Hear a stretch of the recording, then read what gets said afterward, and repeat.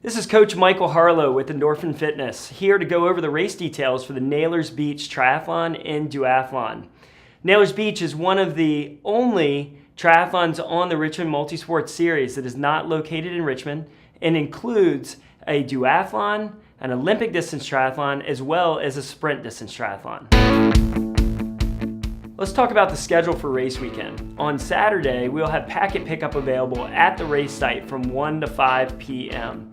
There will also be mechanic and race day gear support available on this day as well. On race morning, packet pickup will be available from 6 to 7:15 in the morning. At 6:30, transition will open and close at 7:45. We will have a short race meeting at 7:50 right before the duathlon and the Olympics start at 8. At 9 o'clock, the sprint race will start, and we expect awards to be around 12 p.m. Here are a few essentials that you'll definitely want to bring on race day.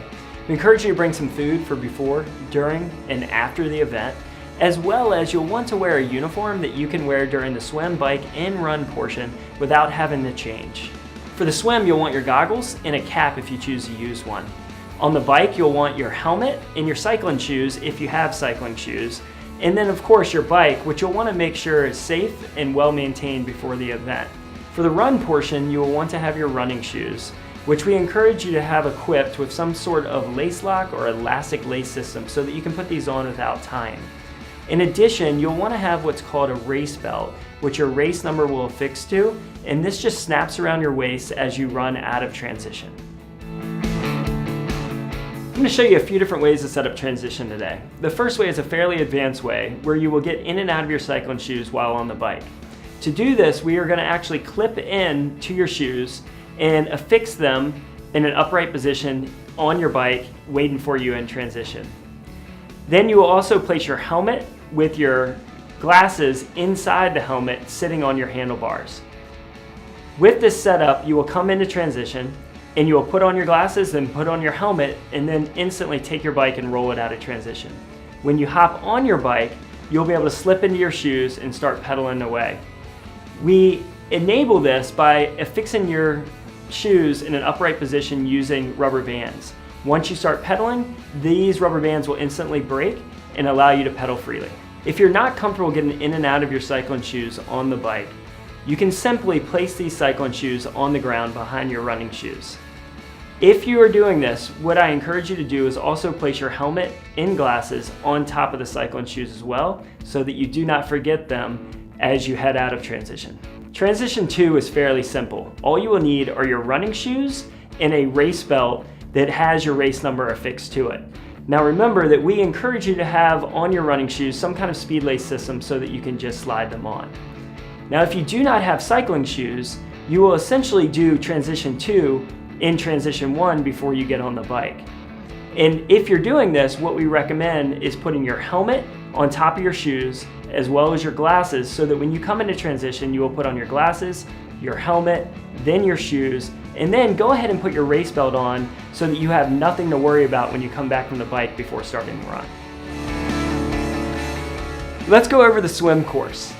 The important thing to realize about this course is that you are in tidal water, which means there will be a current either pushing to the left or the right during the course.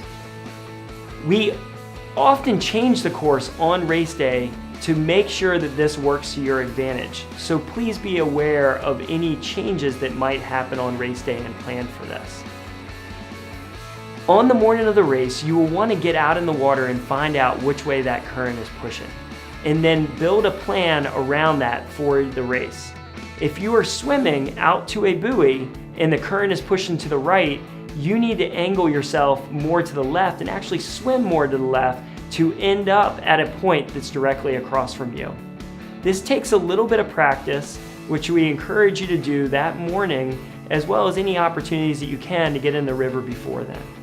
The sprint swim is extremely beginner friendly because we are going to make sure that you're swimming with the current and you are in a section of the river where you can stand at any time that you need to. You will start upriver and simply swim with the current downriver to the swim exit, hopping out at this section. The sprint bike course is fairly flat to slightly rolling, but there is one significant hill that you will encounter on the course. Exit in transition, you will find yourself on Strangeway Road, which you will be on for the first 1.7 miles. Here you will make a left on Sandy Lane, which will bend to the right, and this is where you will encounter that big hill that I spoke of. This is fairly steep, so you'll want to be prepared for it. So I encourage you to get out on the course and take a look at it either the morning of the race or before the race day. At mile 4.3, you will make a right on Newland Road, which is fairly rolling. From miles 5 to 7, this is slightly downhill. Miles 7.5 to 8.3 are slightly uphill, and then miles 8.7 to 9.5 are predominantly downhill, but there is a little hill at the end of that. At mile 11, you will make a right on Naylors Road, which will take you back to transition. But please be aware that in the last quarter mile of the course, there are some speed bumps that you will have to go over. The run is a very simple out and back course that is completely flat, but it has very little shade on it. So you will want to make sure that you stay protected from the sun by wearing a hat or something else to stay cool. Coming out of transition, you will make a right turn on Naylors Beach Road, which will become Strangeway Road. Then from there, you will make a left turn on the Waterview Road, which will take you to the turnaround. It is a simple out and back from there. You will find aid stations right outside of transition and at every mile marker, as well as at the turnaround. After crossing the finish line, catch your breath, grab some food, cheer on your fellow competitors, and enjoy the many activities that we have planned as you wait for the awards, which will begin shortly. You'll want to make sure that you have your helmet on your head and your chin strap buckled while on the bike, whether racing or not at the race. Additionally, you will want to make sure that your helmet has a CPSC sticker in it, which just certifies that it's safe and something that the officials often check for. Additional rules that you want to be aware of include the fact that you cannot have any earphones in during the race. You have to have everything in your transition area and nowhere out on the course. You cannot abandon any equipment on the course, and you cannot accept any outside assistance while racing.